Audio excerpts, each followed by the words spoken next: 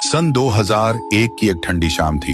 दिन ढलने लगा था। आसमान में काले बादल होने के कारण हर तरफ घनघोर अंधेरा दिखाई दे रहा था। विजय का इस शहर में आज पहला दिन था। कोचिंग में एडमिशन तो हो गया था, लेकिन रहने के लिए कमरे का इंतजाम करने के लिए पूरा दिन दौड़ भाग में ही बीत गया था। बड़ी शहर के अच्छे कॉलेज और कोचिंग में एडमिशन जितनी आसानी से मिल जाता है, बैचलर लड़कों को उतने ही मुश्किल से कमरा मिलता है। विजय बस स्टैंड में आकर रुक जाता है। बस का इंतजार करते मौसम लगातार बिगड़ जा रहा था और दूर दूर तक इंसान का कहीं कोई नाम और निशान नजर नहीं आ रहा था। अचानक ही विजय को पीछे किसी के होने का एहसास होता है। विजय पीछे मुड़कर पाता है, वहाँ पर जीन्स और कुर्ती पहने एक लड़की खड़ी हुई थी। विजय चुपचाप खड़ा हुआ, फिर लड़की को बोला, इतनी रात को आपको अकेले नहीं निकलना चाहिए था। मौसम भी खराब है, आपको अपने घर से किसी को बुला लेना चाहिए था। बस तो पता नहीं मिलेगा या नहीं। विजय के बोलने पर लड़की भी एक नजर विजय की ओर देखते हैं और उसके बाद सड़क की ओर देखने लगती है। विजय को लड़की का यह बिहेवियर थोड़ा अटपटा सा लग रहा था। बिना विजय भी चुपचाप सड़क की तरफ देखने लगता है। कुछ देर बाद 10 बज जाते हैं। लड़की विजय को कहती है, मुझे नहीं लगता इस रूट से कोई भी बस जाने वाली है। तुम यहाँ के नहीं लगते, कहाँ के रहने वाले हो? फिर विजय बोलता है, हाँ एक्चुअली मैं दूसरे गांव से आया हूँ।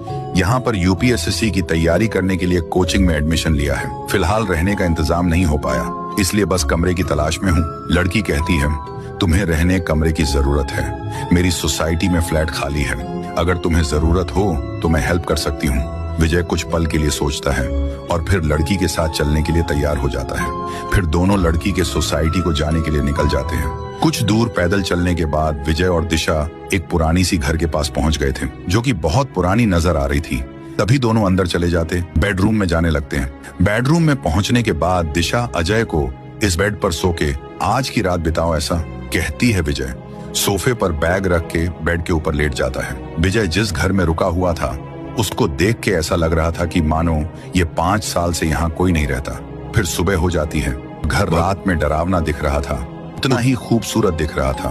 उसी समय दिशा विजय के बेडरूम में जाने लगती है। विजय गहरी नींद में सोया था। दिशा उसको नींद से उठाने लगती है। उसके बाद वह बिस्तर से उठ के उसको दिशा नजर आती है। वो डर जाता है। दिशा उससे कहती है, गुड मॉर्निंग, मैं यहाँ पर ही रहती हूँ। मैंने तुम्हारे लिए नाश्ता बनाई हूँ, चलो नीचे। उसके बाद दोनों नीचे जाने लगते हैं। नीचे आके अजय दिशा की हाथ से बनाई हुई चाय को पीता है। कुछ दिन बीत जाते हैं। दोनों में बहुत प्यार बढ़ जाता है। वो घंटों बातें करते और एक दूसरे से बेपनाह मोहब्बत करते थे। दोनों एक दूसरे के बिना रह नहीं पाते थे। साथ में दोनों मजाक करते और इधर उधर घूमते। आगे की विजय के पैरों तले जमीन घिसक गई। वह देखने के लिए पार्ट 2 का इंतजार करके 1 लाख लाइक करें।